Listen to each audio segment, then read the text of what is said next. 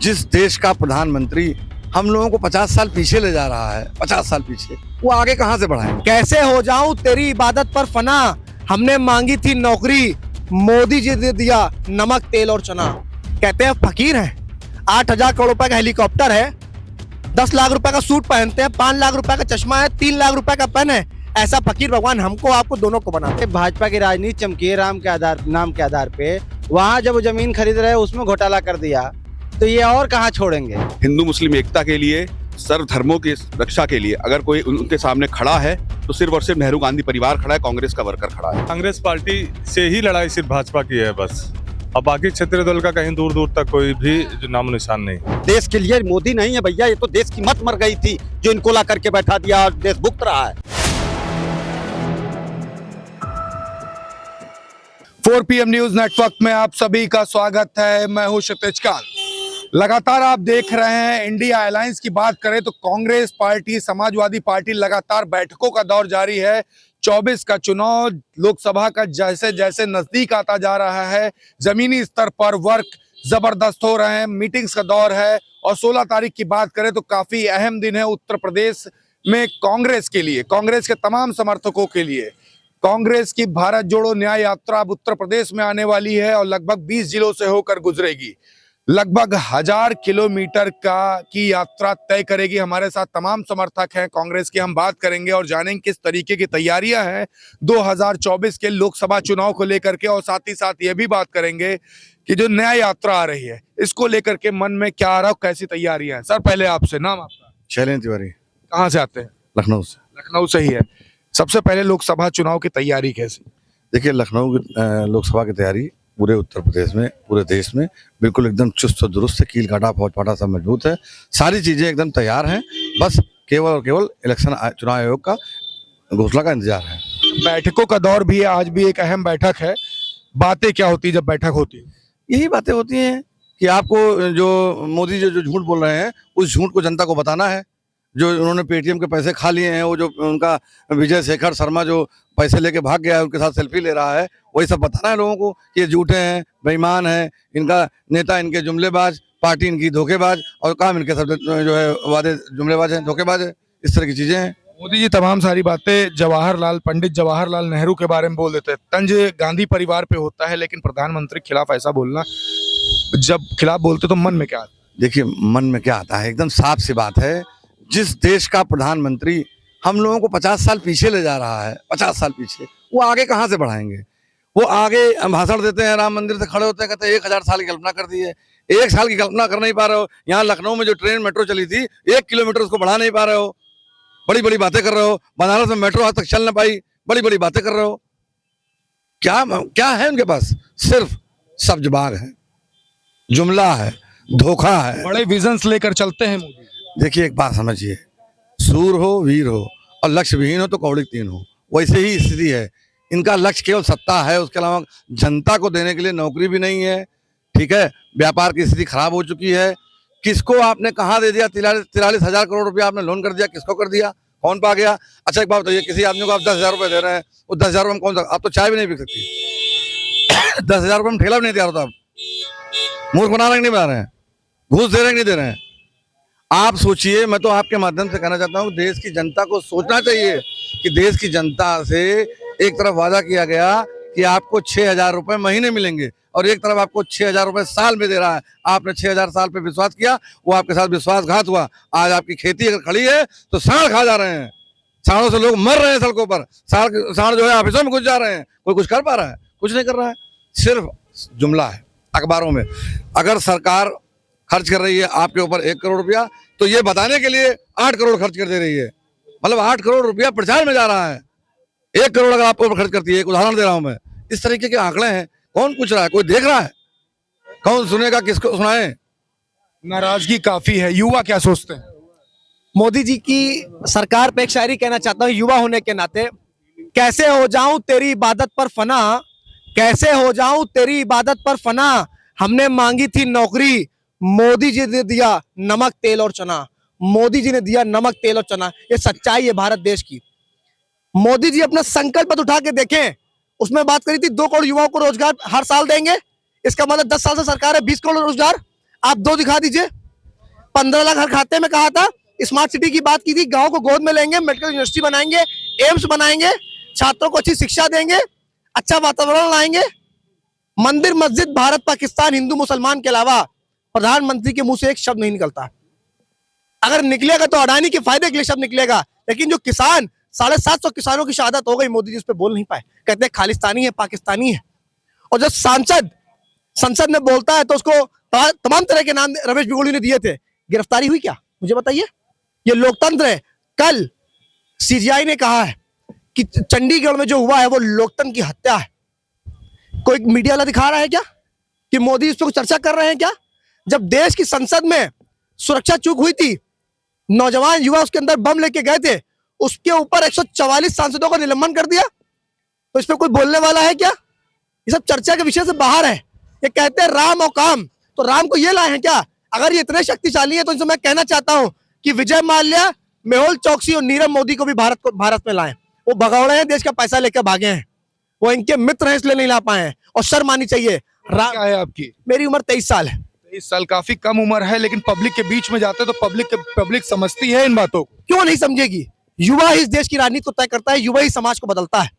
अगर हम आज नहीं जागेंगे तो आने वाली भविष्य हमें माफ नहीं करेगी, क्योंकि आज अन्याय हो रहा है और आने वाली पीढ़ियां कहेंगी कि जब उस टाइम अन्याय हो रहा था तो आप क्यों नहीं बोले थे। मैं खुलकर बोला हूं, उसूलों पे आंच आए तो टकराना जरूरी है, जिंदा हो अगर तो नजर आना जरूरी है। ये भारत देश की सच्चाई है। देश का युवा बोल कर रहेगा और 24 में ये अपना झोला उठा के चल देंगे, लेकिन उस झोले की जांच होगी कि झोले में कितना पैसा लेके जाएंगे, ये बताना पड़ेगा भारत की जनता को। कहते हैं फकीर हैं, 8,000 करोड़ रुपए का हेलीकॉप्टर है, 10 लाख रुपए का सूट पहनते हैं, 5 लाख रुपए का चश्मा है, 3 लाख रुपए का पेन है। ऐसा फकीर भगवान हमको आपको दोनों को बना दे। आप गांधी की बात करते हैं, आपने अभी कहा कि गांधी का विरोध करते हैं। ये लोग मतलब बातों से ही दोगले दिखाई पड़ते हैं, दो मुही बात करते हैं। आप गांधी की बात करते हैं, गांधी का आपने चश्मा ले लिया, एक तरफ स्वच्छ एक तरफ भारत लिख दिया। जहां भारत है वहां स्वच्छ नहीं है, जहां स्वच्छ है वहां भारत नहीं है, साफ साफ दिखता है। आप जब आप पीछे जब आपके ऊपर हमला तेज होता है तो आप कहते हैं हम गांधी बन जाते हैं, वरना आप गोडसे की भूमिका में रहते हैं। तो ना आप गांधी बन पा रहे हैं और ना ही आप गोडसे बन पा रहे हैं, दोनों की भूमिका में आप लगे हुए हैं और दोनों को अपनी तरफ बना रहे हैं। आप पटेल आपके आदर्श बन गए, फिर आपने पटेल को क्या दिया इस बार? कुछ दिया? नहीं दिया। 10 वर्षों में लोहा लेके तो वो लोहा कहाँ है? उस मूर्ति में वो लोहा तो लगा नहीं है। उस लोहे की कोई जनता से ले गए हैं, कुछ वापसी है? देखिए, गांधी ने जब आंदोलन शुरू किया तो आंदोलन करने में कहना सरदार पटेल की मूर्ति में भी घोटाला हो गया साहब से भाई, उन्होंने पूरे देश से लोहा बटोरा, वो लोहा कहाँ गया? अरे जिसके आधार पे भाजपा की राजनीति चमकी है, राम के आधार नाम के आधार पे, वहां जब वो जमीन खरीद रहे हैं उसमें घोटाला कर दिया, तो ये और कहाँ छोड़ेंगे? पूछ कौन रहे? तो आप ही बात कर रहे हैं। पूछ रहे हैं ना, पूछ रहे हैं। जनता तक सवाल पहुंचाने का काम मीडिया का होता है, इसलिए वो मीडिया माध्यम है। लेकिन जो बड़ी मीडिया है, बड़ी मीडिया हाउसेज है, वो क्या कर रही है? वो दिन भर उसको दूसरे मुद्दे चाहिए, पाकिस्तान, हिंदू, मुसलमान, यही सब वो काम कर रहे हैं। उनको बेसिक सवाल जो है, छात्रों के हो, युवाओं के हो, बेरोजगारी के हो, चाहे महिला सशक्तिकरण के हो, महिलाओं के सुरक्षा का मुद्दा हो, या फिर जो अन्य दूसरे मुद्दे हो, ये देश में एक बड़ा मीडिया बस यही बताने के लिए तत्पर है कि वो 80 करोड़ 81 करोड़ लोगों को हम राशन दे रहे हैं। अधिकार वो तुमने ये नहीं बता रहे हो कि 81 करोड़ अगर इस देश का 1,40 करोड़ अगर इस देश की पॉपुलेशन है और 81 करोड़ को जो तुम राशन दे रहे हो, तो कितना तुमने मतलब वो बना दिया, अपंगु बना दिया इस देश को। कि अगर आप ये समझ लीजिए, सिंपल समझने की बात है कि जैसे ही अगर 81 करोड़ को राशन देना बंद करेंगे, देश तो फिर सड़कों पे आ जाएगा। अच्छा, इस बार चुनाव जो आने वाला है, इसमें बड़ा मुद्दा युवाओं का क्या होने वाला है? युवाओं का मुद्दा रोजगार का है, फ्री हाइक का है। मान लीजिए जो यहाँ से पढ़ के जा रहे हैं उनके लिए बेहतर रोजगार की बात करें। जब मोदी जी मुख्यमंत्री कहते थे, उनके मतलब कि जिस हिसाब से सक्षम है वो, उस हिसाब से सक्षमता के आधार पे उनको नौकरी मिलनी चाहिए थी।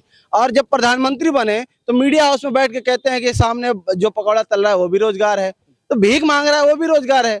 तो आप इससे भीख मंगवाना चाहते हैं, देश से पकौड़ा तलवाना चाहते हैं, क्या करवाना चाहते हैं देश से? आप देश को जब मुख्यमंत्री तब बेहतर थे, बेहतर बात करते थे। आप प्रधानमंत्री बनते ही आपके दिमाग में कौन सा भूसा भर गया? देश को गुजरात मॉडल देने की बात की थी। गुजरात मॉडल क्या है? अब वो वहाँ इतना बड़ा ड्रग्स पकड़ा गया, वही गुजरात मॉडल देने की कोशिश कर रहे हैं क्या? इतना बड़ा ड्रग्स देश भर में सप्लाई करा के दिमाग पे जो सबसे ज्यादा कैद किया गया है, तो वो आप देखना चाहते हैं? भाई आप देश को सोचने की क्षमता छीन ले रहे हैं। आप देश को कौन सा मॉडल देने की बात कर रहे हैं? गुलामी की मॉडल देने की बात कर रहे हैं। सर कहाँ से हैं? मैं जिला संत कबीर नगर से हूँ। नाम सर आपका? प्रवीण पांडे नाम है मेरा। प्रवीण जी, किस तरीके की तैयारी है, क्योंकि अब 1000 किलोमीटर उत्तर प्रदेश में चलने जा रहे हैं, राहुल गांधी की न्याय यात्रा आने वाली है और दूसरी तरफ लोकसभा चुनाव भी काफी करीब है। और बीते दिन की बात करें तो प्रधानमंत्री नरेंद्र मोदी देखिए किस तरीके से पंडित जवाहरलाल नेहरू को टारगेट कर लिया, सिर्फ गांधी परिवार को टारगेट करने के लिए। ये तमाम राजनीतिक विशेषज्ञ बोल रहे हैं, किस तरीके से इसको देख? देखिए ये बहुत बेहतर तरीके से नरेंद्र मोदी जी भी जानते हैं, पूरी भाजपा का पूरा सिस्टम जानता है कि उनको अगर किसी से खतरा है और इस देश की अखंडता के लिए, इस देश की संप्रभुता के लिए, एकता के लिए, हिंदू मुस्लिम एकता के लिए, सर्व धर्मों की रक्षा के लिए अगर कोई उनके सामने खड़ा है तो सिर्फ और सिर्फ नेहरू गांधी परिवार खड़ा है, कांग्रेस का वर्कर खड़ा है।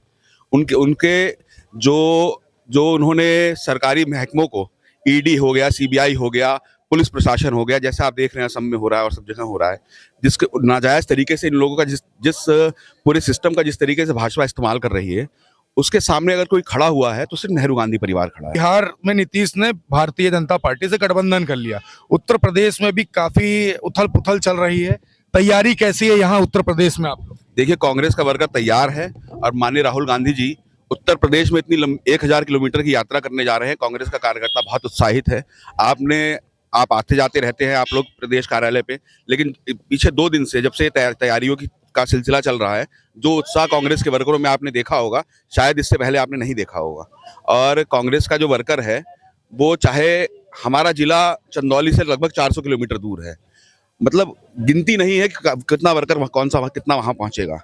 आप चंदौली, आपका भी स्वागत है, आप आइए और वहां देखिए कांग्रेस के वर्करों का क्या जोश है, कैसा जोश है। 24 के लोकसभा चुनाव को लेकर के बात करेंगे, ग्राउंड स्तर पर क्या देख? ग्राउंड स्तर पे यही है कि कांग्रेस पार्टी से ही लड़ाई सिर्फ भाजपा की है बस। अब बाकी क्षेत्रीय दल का कहीं दूर दूर तक कोई भी नामो निशान नहीं। यूपी में काफी खलबली मची रहती है जब सामने अखिलेश यादव कुछ भी बोलते हैं तो। देखिए अखिलेश यादव का उनका अपना व्यक्तिगत जो भी बातें रहती है, लेकिन ये है कि कांग्रेस अपने काम पे लगी हुई, अपना वर्क कर रही है, और अखिलेश से कोई लेना देना नहीं है। ग्राउंड स्तर पे क्या चल रहा है? साफ शब्दों में एक ही बात है। हाँ, पहले नाम बता, नाम पहले बता। राजेंद्र कुमार चतुर्वेदी, चतुर्वेदी जी कहाँ से? संत कबीर नगर से हैं। अब बता। भारत की प्रथम महिला मुख्यमंत्री श्रीमती सुचेता कृपलानी जी का कार्यक्षेत्र विधानसभा 312 मेहदावल। मैं राजेंद्र कुमार चतुर्वेदी आपको प्रणाम करता हूँ। ग्राउंड स्तर पे क्या माहौल चल रहा है? स्तर पे है, देश को बचाना है, संविधान को बचाना है, कांग्रेस को लाना है। लेकिन जब ग्राउंड स्तर पर जाते हैं कई बातें ये भी आती है, आप लोग की बातें समझते नहीं है लोग। समझते नहीं है। आप युवा से पूछ लीजिए, किसान से पूछ लीजिए, बेरोजगार से पूछ लीजिए, ठीक है, स्वास्थ्य आपका कहाँ है, शिक्षा कहाँ है, इन सब चीजों पर आप ग्राउंड लेवल पर स्वयं आप तहकीकात करें। बड़ा मुद्दा क्या है इस बार चुनाव का, क्योंकि ग्राउंड स्तर पर लगातार वर्क कर रहे हैं। संविधान को बचाना है, कांग्रेस को लाना है। किसानों को क्या दिक्कतें हो रही है? किसानों को, अरे किसान तो सड़क पे आ गया है, आप बताइए ना अब क्या बचेगा। अगर इस बार आ गया तो एक भी किसान के पास एक धुर खेती नहीं रह जाएगी, सब एक्वायर कर लेगा। ये अभी आप देखते जाइए, ये मोदी नहीं है, ये देश के लिए मोदी नहीं है भैया, ये तो देश की मत मर गई थी जो इनको ला करके बैठा दिया और देश भुगत रहा है। ये हम नहीं कर रहे हैं, ये देश का युवा कर रहा है, किसान कर रहा है, बेरोजगार कर रहा है। गुजरात मॉडल की बात करके वो मोदी जी आए थे। कौन सा गुजरात मॉडल? ये तो गुजरात कियों से पूछिए ना, हम तो भैया यूपी वाले हैं, तो हम यहाँ यूपी की बात करेंगे, गुजरात की बात करेंगे। हम उतने बड़े नेता तो है नहीं, हमसे आप यहाँ संगठन की बात करिए, यूपी की धरातल की बात करिए। यूपी के धरातल पे क्या चल रहा है? नाम पहले। मेरा नाम आदिल सिद्दीकी है। कहाँ से? मैं आजमगढ़ से हूँ। आजमगढ़ से। माहौल क्या दिख रहा है अभी? न्याय यात्रा अब तो यूपी में भी आने वाली है और 24 का लोकसभा चुनाव भी नजदीक। देखिए न्याय यात्रा के बाद क्या माहौल होगा वो अलग बात है। अभी जो माहौल है, जो अम्बेडकरवादी बहुजनों को डंका बजाए इसी प्रदेश में, फिर समाजवादियों का डंका बजाने वाले, फिर नेहरू और गांधी का डंका बजाने वाले, ये 3 डंका बजा उत्तर प्रदेश में। अब ये तीनों मिलकर भारतीय जनता पार्टी की डंका बजा रहे हैं। अब सवाल ये है कि इन तीनों, चाहे अम्बेडकरवादी हो, चाहे समाजवादी हो, चाहे लोहियावादी हो, चाहे नेहरूवादी हो, चाहे गांधीवादी हो, ये कैसे अपने इन वोटरों को अपने पास लाएगा। सवाल ये धरातल में मुझे कुछ दिख नहीं रहा, किसी का भविष्य नहीं दिख रहा है। कैसे फिर हैंडल कर पाएगी ये कांग्रेस, कैसे देखते हैं? देखिए, न्याय यात्रा के बाद हो सकता है माहौल बदले, लेकिन फिलहाल आज की जो पोजीशन है, किसी का भविष्य मुझे उत्तर प्रदेश में नहीं दिख रहा है। देश में हो सकता है किसी प्रदेश में, लेकिन उत्तर प्रदेश में मुझे किसी का भविष्य नहीं दिख रहा है। मैं भी चाहता हूं कि भारतीय जनता पार्टी हारे, लेकिन मुझे कोई भविष्य नहीं दिख रहा है कि भारतीय जनता पार्टी को कोई हरा पाए। मुद्दे क्या होंगे इस बार वोटिंग से पहले आपके पर्सनल? मेरे वोटिंग होंगे विकास के, मेरा वोटिंग होगा शिक्षा का, मेरा वोटिंग होगा स्वास्थ्य का। जो 75 साल 80 साल थे, यही तीन मुद्दा होना चाहिए था देश का। अभी तक क्या भाजपा ने 10 साल में आपके इन मुद्दों पर वर्क किया है? भाजपा करे या ना करे, लेकिन भाजपा ने लोगों को दिमागों को हैक कर चुकी है। वो जिस पिच पे खिलाना चाहती है किसी भी पॉलिटिकल पार्टी को, उस पिच पे वो खिलाती रहती है। आप उसको भाजपा के नैरेटिव को चेंज नहीं कर पा रहे हैं। इसीलिए मैं कहता हूं कि भाजपा का कोई विकल्प नजर नहीं आ रहा, क्योंकि सब उसी के नैरेटिव में खेल रहे हैं। कोई अलग नैरेटिव नहीं क्रिएट कर पा रहा है। हो सकता है राहुल गांधी की न्याय यात्रा उत्तर प्रदेश का भविष्य बदल दे, लेकिन फिलहाल मुझे नहीं लगता। फिलहाल नहीं लगता। आप युवा हो, नाम आपका? नाम मेरा अरशद रजा है। कहाँ से? मैं जिला कुशीनगर के विधानसभा तुमको राज्य से हूँ। अच्छा, माहौल क्या देख रहे हैं? और दूसरी चीज, युवा का सबसे बेसिक मुद्दा क्या है 2024 के लोकसभा चुनाव में वोट डालने से? आपके पहले सवाल का जवाब है, माहौल इस देश में ईडी सीबीआई और इनकम टैक्स का चल रहा है। देश के किसी भी कोने में आप चले जाइए, ईडी के अफसर भारतीय जनता पार्टी के कठपुतली बन करके उनके हाथों में नाच रहे हैं। और उनके एक इशारे पर देखिए, आप नीतीश कुमार जी के पार्टी के जैसे नेताओं पर छापा पड़ना शुरू हुआ तो नीतीश कुमार ने पाला बदल लिया। और जैसे ही सरकार बदली तो आदरणीय लालू प्रसाद यादव जो बीमार हैं, उनके बेटे तेजस्वी यादव, जिनका उन लैंड फॉर जॉब मामले में कहीं कनेक्शन नहीं है, उस मामले में ईडी जांच करती है, 10-10 घंटे पूछताछ करती है और उसके बाद झारखंड की तरफ बढ़ती है। जहां जहां राहुल जी का भारत जोड़ो न्याय यात्रा चल रहा है, वहां वहां ईडी के अफसर भारतीय जनता पार्टी के फ्रंटल के तौर पर जाकर के और वहां की सरकार गिरा करके राहुल जी के भारत जोड़ो न्याय यात्रा की छवि को खराब करना चाहते हैं। सबसे बड़ी बात है, युवाओं का क्या मुद्दा होने वाला? बेरोजगारी सबसे बड़ा मुद्दा है। 40 से 45 साल के इतिहास में आज सब बेरोजगारी का जो स्तर है वो आसमान को छू नहीं रही है, आसमान को फोड़ करके उसके ऊपर चली गई है, चीर के निकल गई है। आप इस प्रदेश के, उत्तर प्रदेश के किसी भी युवा से पूछ लेंगे तो नरेंद्र मोदी जी का एक आह्वान है कि आप पकौड़ा तलिए और चाय बेचिए। अगर सभी नौजवान पकौड़ा तलना और चाय बेचना शुरू कर दें तो पकौड़ा खाएगा कौन और चाय पिएगा कौन? ये मेरा सवाल है इस प्रदेश के मुख्यमंत्री योगी आदित्यनाथ जी से और इस देश के प्रधानमंत्री आदरणीय श्री नरेंद्र मोदी जी से। सीधा सीधा सवाल है। काफी देखिए युवाओं में नाराजगी है। पीछे हमारे साथ एक भाई भी और भी। नाम आपका? मोहम्मद सीबू। किधर से हैं? लखनऊ से। चुनाव में वोट डालने से पहले मन में क्या आ रहा है? अभी क्या सोच रहे हैं, क्या मुद्दे होने वाले? अरे ऐसा माहौल चल रहा है कि वोट डालने की इच्छा ही नहीं कर रही है, क्योंकि जो है सब जो है हैंग कर रहे हैं। मशीन वाली जो वोटिंग वाली होती है उसमें सब पकड़े गए हैं सब लोग, तो उसमें तो वोट डालने की नहीं, जो पर्ची वाली मोहर वाली होती है, बैलेट पेपर, हाँ, तो उससे होना चाहिए। मुद्दे क्या है? मुद्दे तो यही बेरोजगारी खत्म हो सर। बेरोजगारी बड़ा मुद्दा है। हाँ, सबसे बड़ा मुद्दा बेरोजगारी सर। सबसे बड़ा मुद्दा बेरोजगारी। आपका नाम भाई? मोहम्मद फरीद हुसैन नाम है। उम्र लगभग कितनी है? 23 या 24। 23-24 के बीच में है। पढ़ाई करते हैं जी।